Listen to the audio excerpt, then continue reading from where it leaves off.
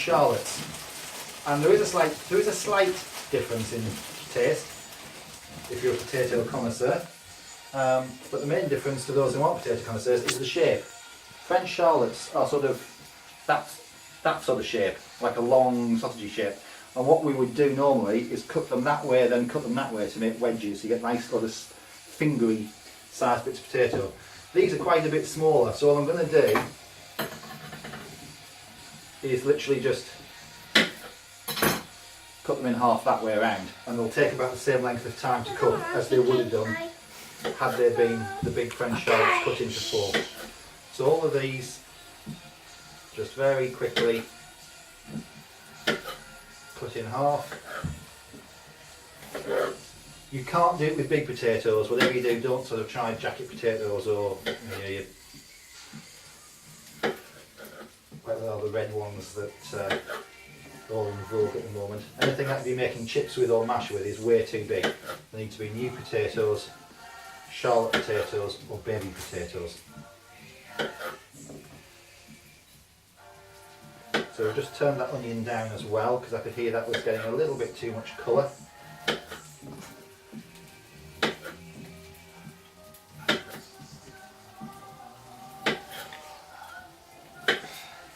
Right, we're almost done. Right, 4 more. It's done. Done.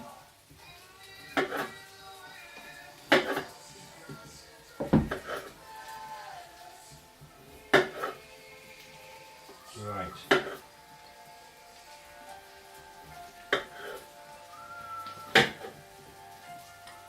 One tried to escape.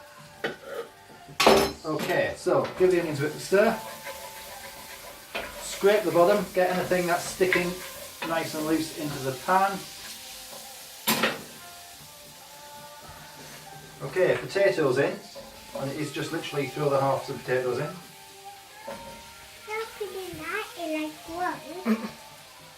What are we doing now? Well, why are we doing that? Because Daddy's cooking dinner. You like this dinner, shush.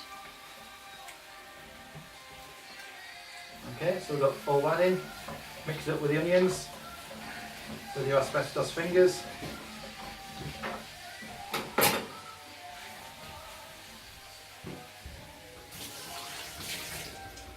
And then Not go outside. what we want is No, not go outside. Mom, go and garden. all that lemon zest. Like, Scrape that in.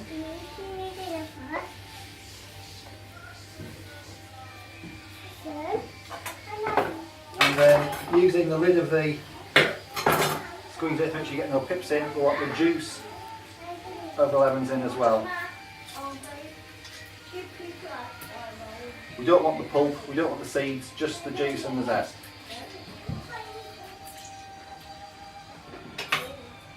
So that's initially the zest of 1.5 lemons and the juice of the whole 2 lemons.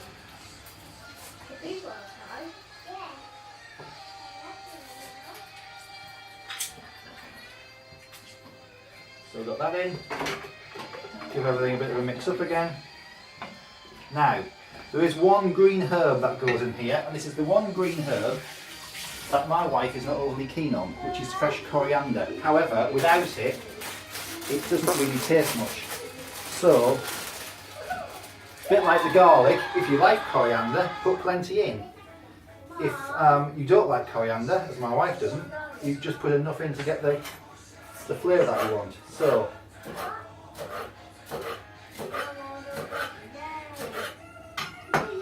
just sort of half a handful of fresh coriander leaves at this point. You do use a bit at the end for garnishing, if you like coriander, which I put on mine but I don't put on my wife's. But it makes such a difference to the flavour. Okay, so now we've got that on, all in the pan. The sausages now go back in as well.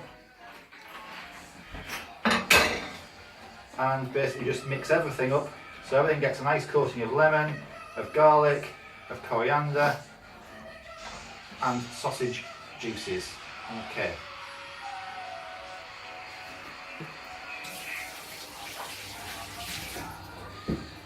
And then the final bit, we're getting almost to the boring bit now.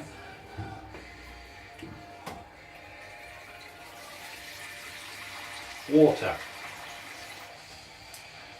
What we need to do is put enough water in this so the potatoes are covered, because what you're going to do now is just put it onto a simmering heat to basically boil the potatoes and cook the sausages. So everything's covered with that sort of height. Tight fitting lid. Bring it up to a boiling temperature.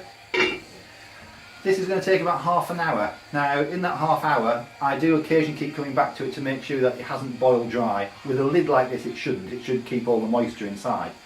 But if it does start to get a bit low water wise, just top it up with water. Because as you'll see when it's finished, what we'll do at the end is take the lid off and then really vigorously boil it to bring all the excess water down to a thick, gooey, syrupy, lemony sort of jus. So don't worry about putting too much water at this point, just let it get covered, get cooked, and leave about half an hour. So we're going to come back in a little while and see how we're getting on. Thanks for now.